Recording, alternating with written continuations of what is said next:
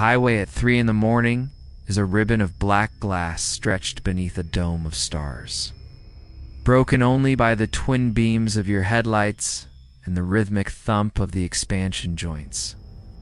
There's a reason veteran drivers call this hour the dead mile, the time when the mind softens, the white lines hypnotize, and the shadows in the sleeper berth seem to breathe.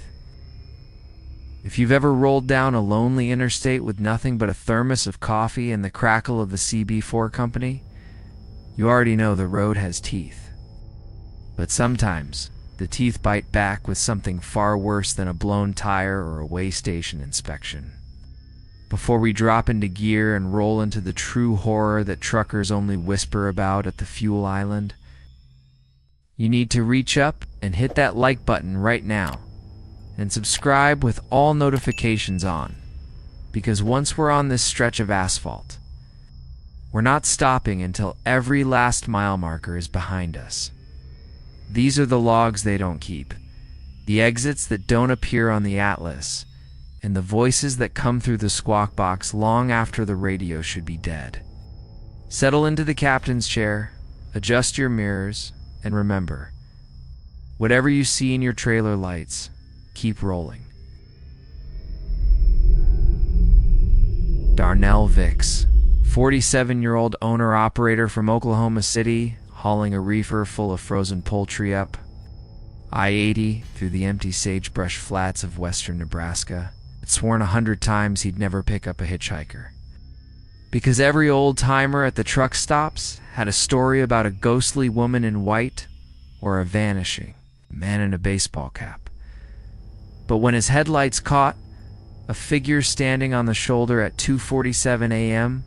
with one arm extended and the other clutching a small red suitcase, a young woman in a denim jacket and a sundress that was far too thin for the 30-degree cold, something in his chest lurched with a pity that overrode 2 decades of caution. And he downshifted and pulled the rig to a stop, the air brakes hissing. And the woman climbed up into the passenger seat without a word, her face pale and her dark hair whipped by the wind. And when she turned to him, she smiled and said, "Thank you. I've been walking for so long. My name is Corinne. I'm trying to get to a town called Clearwater. It's just a few miles up the road." And Darnell, who had driven this stretch for years, had never heard of Clearwater, but nodded and pulled back onto the interstate. And they drove in silence for a while, the only light the green glow of the dash. And he asked her where she was coming from, and she said, "I left home in 1986. And Darnell's blood chilled because she didn't look a day over 25. And he glanced over at her and noticed that the digital clock on the dash was reflecting in the windshield. Oh, she wasn't. There was no ghost of her face in the glass. It's just the empty passenger seat." And his hands tightened on the wheel, and he said, "Corinne, why can't I see you in the mirror?" And her smile widened. It's not in a friendly way, but in the way of something that had been waiting for him to notice. And she said, "Because I'm not in the cab, Darnell. I'm in the trailer. I've been back there since the last trucker stopped for me. I ride in the cold with the cargo. And when the driver figures it out, I add him to the load. You've got 38 crates of frozen birds and 1 crate that's just for you. It's waiting. It has your name on it." I put it there myself, and Darnell looked in the driver's side mirror and saw that the rear doors of his trailer were swinging open, a dark rectangular mouth flapping in the wind, and something was crawling out of the blackness, shape made of frost and shadow that was dropping onto the highway and skittering after the truck on all fours. And Corinne's voice dropped into a wet, gurgling register and said, "Pull over, Darnell. The road is tired and so are you. Just stop and rest and let the cold take you. It's so warm inside the crate, I promise." And Darnell, his heart hammering, grabbed the 5th wheel release handle, a desperate, insane idea, and he yanked it, and the trailer decoupled with a violent jolt. the glad hands snapping, and the trailer spun off onto the shoulder and flipped, bursting open and spilling a cascade of frozen chickens across the blacktop. And the truck shot forward unburdened, and in the rear view, he saw the frost shape shriek and dissolve. And the passenger seat was empty, the red suitcase gone. But the CB crackled and Corinne's voice came through the speaker, soft and sad. "You were supposed to be the one, Darnell. But there are other trucks. There are always other trucks. And I'll be waiting on the next shoulder. Same mile marker, same red suitcase. Forever." And he drove all the way to Cheyenne without stopping.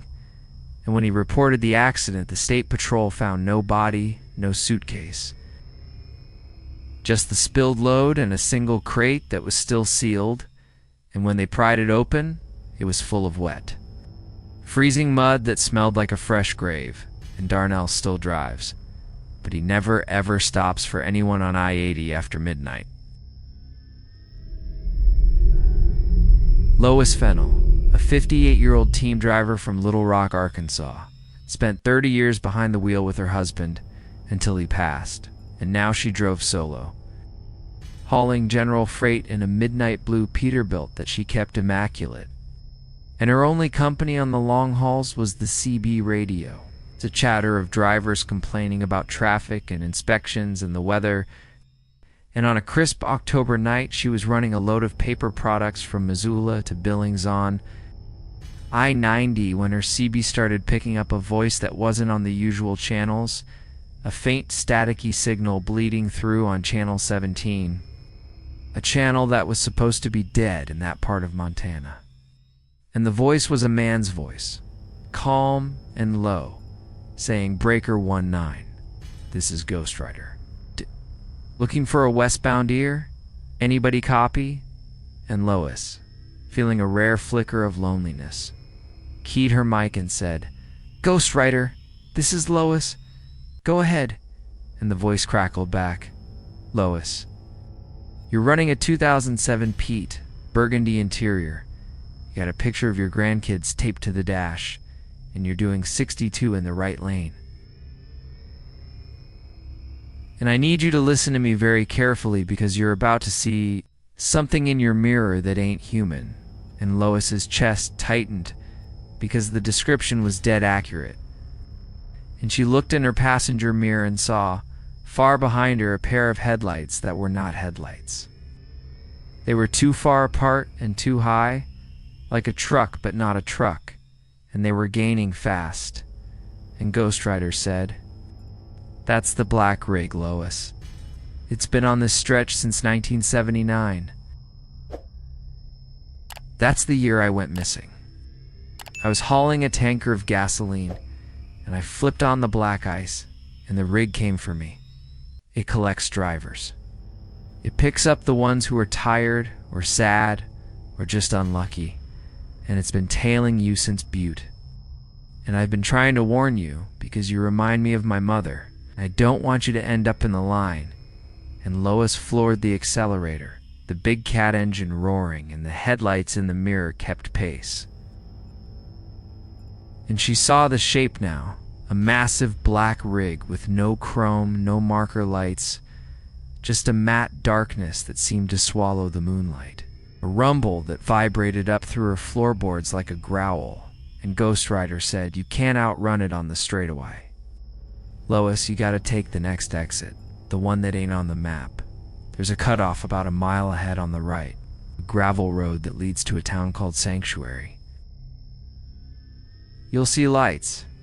You go there, and you wait until sunrise.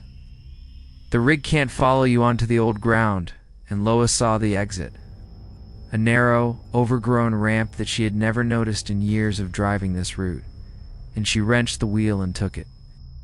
The trailer fishtailing on gravel, she plunged down a lane of towering pines into a clearing where a small cluster of buildings glowed with warm yellow light. A diner and a gas station and a few houses. All looking like they belonged in a 1950s postcard. She parked and killed the engine. And in the silence, she looked back, and the black rig was sitting at the top of the ramp, its lights burning, but it didn't follow, just sat there. And then it turned and rumbled away. And Ghost Rider's voice, now faint and fading, said, "You're safe now, Lois. Stay until first light, and don't go back on Channel 17. I'll be listening, but you won't hear me again." And she stayed, drinking coffee in the diner that served a single waitress who never spoke. And at dawn, the town was gone, just a clearing of weeds and a rotted sign that read Sanctuary. Pop 0. And she drove on to Billings and never told anyone except the old-timers, who nodded and said they'd heard. Ghost Rider 2, and she still drives, but she never turns on Channel 17, because she's afraid of what she might hear or who might answer. Royce DeMarco, a 41-year-old long-haul driver from Bakersfield, California, was running a load of almonds up I-15 through the heart of the Utah desert when his fuel gauge dipped below a quarter and his eyelids began to droop, the road stretching ahead in a flat, featureless line under a moonless sky, and he knew he should have stopped in St. George, but he'd pushed on. And now the GPS showed nothing but scrub and salt flats for 50 miles. And then, like a mirage, a green sign appeared in his headlights. Last Oasis truck, STOP gas, eats, showers next exit. And he took the exit into a sprawling lot lit by tall sodium lamps. A dozen rigs parked in neat rows, a massive diner with a neon cactus glowing in the window. And he pulled in and killed the engine. And the moment he stepped out of the cab, he noticed how quiet it was. No generators, no reefers humming, just the whisper of wind across the sand. And he walked into the diner, and it was full. Every booth and counter seat occupied by people in old-fashioned clothes, men in plaid shirts and women in long dresses. All of them perfectly still, their heads turned toward him in unison, and a waitress with a beehive hairdo and a pail.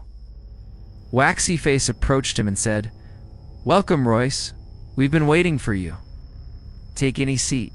The pie is fresh, the coffee is hot, and we don't get many travelers anymore." And she gestured to an empty stool at the counter. And Royce sat down, his survival instincts screaming. Because the diner smelled wrong, not like coffee and bacon, but like dust and old flowers. And the other patrons weren't talking.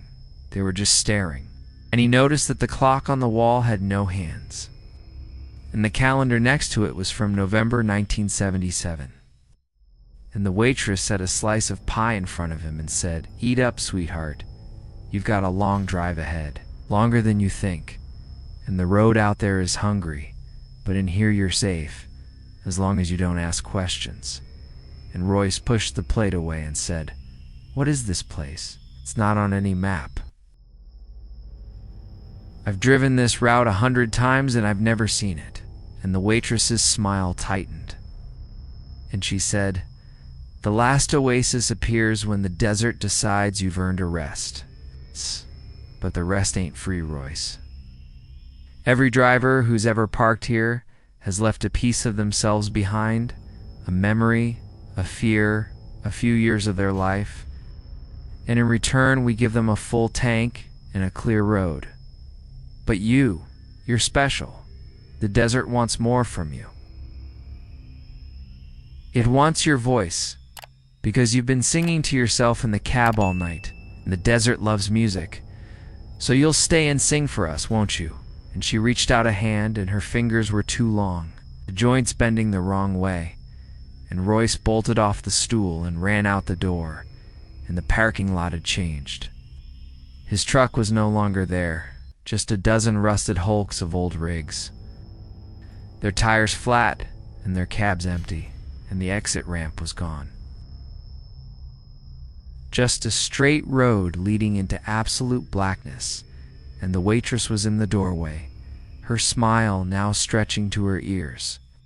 And she said, You can run, but the desert doesn't give up its singers. You'll be back. They always come back. They get tired on the road, and the oasis finds them again." And Royce started walking down the black road, and as the sun rose, the diner faded behind him, and his truck reappeared. Idling. But now, every time he sings to himself on a long haul, his voice cracks and a fine dust spills from his mouth. And he knows the oasis has already taken a small piece of him. The next time he sees that green sign, he won't stop, even if he's running on fumes. Marcus and Jeanette Rollins, a married team driving duo from Knoxville, Tennessee, were hauling a flatbed of lumber through the winding ridges of West Virginia on I-64 when the CB crackled. With a voice offering a shortcut, a gravel road that bypassed the notoriously aggressive way station at Sandstone, and the voice, a friendly, folksy drawl that identified himself as Sawyer. Been running this stretch since the road was dirt. It's promised that the detour would save them a good hour and keep them clear of the scales. And Marcus, who'd been driving for 8 hours while Jeanette slept in the bunk, was tired and suspicious. But the clock was ticking on their delivery, and the voice was so dang convincing, describing the turnoff by a fallen oak and a blue reflector. And when he saw those exact landmarks in his headlights, he took the exit, a one-lane gravel track that wound down into a hollow. And the trees closed in, and the air grew heavy. And Jeanette woke up and said, "Where are we?" This doesn't feel right, and Marcus told her about Sawyer and the shortcut. She grabbed the CB mic and tried to hail him back, but the channel was dead. And then the gravel road ended at a chain-link fence and a small concrete building with a sign that read Appalachian Way and compliance, all trucks must enter, and it looked like a regular way station, but the lights were a sickly green, and there was a line of 3 other rigs idling at the scale. And Marcus rolled forward, and as they approached the booth, he saw that the other trucks were empty, their cabs vacant, their engines running. And the booth attendant was a figure in a wide-brimmed hat and a reflective vest that was far too large. And the figure motioned him to pull onto the scale, and a voice, not Sawyer's, but something deeper and older, came over the CB in the cab saying, "Marcus and Jeanette Rollins. Combined weight of vehicle and souls, 102,000 pounds. But we don't weigh trucks here. We weigh hearts, and yours are heavy with regret. Heavy with the road, heavy with the miles you've spent away from your children, and that weight is taxable, so you'll surrender a year each. And the year will go into the concrete, and the road will be a little smoother for the next driver." And Jeanette screamed, and Marcus tried to reverse, but the truck was locked, the brakes frozen. And the booth attendant stepped out. And under the hat was not a face, but a smooth, polished surface like a tombstone, and it raised a hand that ended in a set of brass scales. The scales tipped toward them, and the air in the cab grew thick and cold. And Jeanette, a woman of fierce faith, began to recite the Lord's Prayer, and Marcus joined her, and the scales shuddered. And the booth attendant let out a sound like 1,000 tires blowing out at once, and the brake lock released. And Marcus floored it. And the truck lurched forward through the fence, and up an embankment, and back onto the highway. And they never found that way station again, but on their logbook, where the date should have been. A year had been erased, a blank gap in the record. And both of them had streaks of silver in their hair that hadn't been there before, and they still drive, but they never take shortcuts, and they never answer a voice on the CB that promises an easy road. Sheena Talkiff, a 34-year-old independent trucker from the Osage Nation in Oklahoma, was hauling a load of fresh produce up I-5 through California's Central Valley when a tule fog rolled in so thick and fast that her visibility dropped to zero. A white blanket that swallowed the highway and forced her to slow to a crawl. Her hazards blinking, and her GPS lost signal, and her CB went to static, and in the fog her truck began to pull. Not a mechanical pull, but a magnetic one, as if something was guiding the wheel. She fought it, but the pull grew stronger, and a voice came through her radio, a station she'd never heard, a smooth, crooning voice like an old-time announcer, saying, "Drivers, if you're feeling the fog pull, don't fight it. That's just the call of the repair shop. We fix what's broken. We tune up your engine and your soul. Follow the yellow reflectors, and we'll get you right as rain." And Sheena looked down and saw, embedded in the fog, a series of glowing yellow dots on the road. Not reflectors, but something organic, pulsing faintly, and the truck followed them off the highway and down along. Rutted drive to a massive metal building, a repair shop with a faded sign that read, "Clutch's Last Chance Garage," and the bay doors were open. And inside were rows of semi-trucks, dozens of them, all polished and gleaming.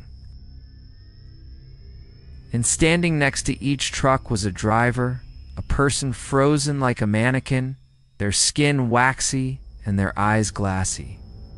And a figure emerged from the back of the garage, a towering shape made of engine parts and shadow, a man, or what had been a man, with a wrench for a hand and a furnace door for a chest.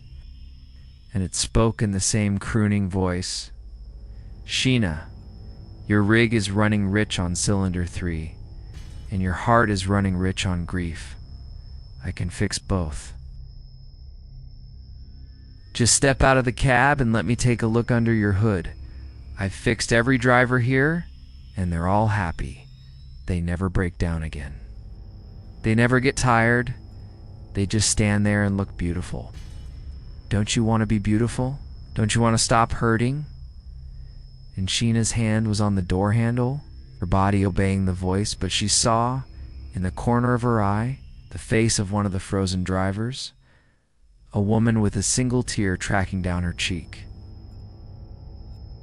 A tear that moved, and Sheena snapped awake, grabbed the flare gun from under her seat, and fired it into the garage. The red flare arcing into a pool of spilled diesel on the floor. The fuel ignited with a humph, and the mechanic let out a screech of shearing metal. The frozen drivers began to scream, a chorus of trapped souls, and Sheena reversed, the truck fishtailing, and she drove back up the rutted drive and into the fog. And when the fog cleared, she was on I-5, the sun rising, and behind her there was no garage, just a burned-out patch of weeds and a few rusted truck frames, and she made her delivery on time. But her truck still pulls to the right on foggy nights. And sometimes she hears that crooning voice on the radio, asking if she's ready for a tune-up. 5 long hauls, 5 drivers who pushed through the dead mile and came out the other side with something riding shotgun that no logbook can record. If these stories have taught you anything, it's that the open road isn't just asphalt and mile markers. It's a thin black line between here and the other side. And the voices you hear on the CB at 3 a.m. might not all be coming from a diesel cab.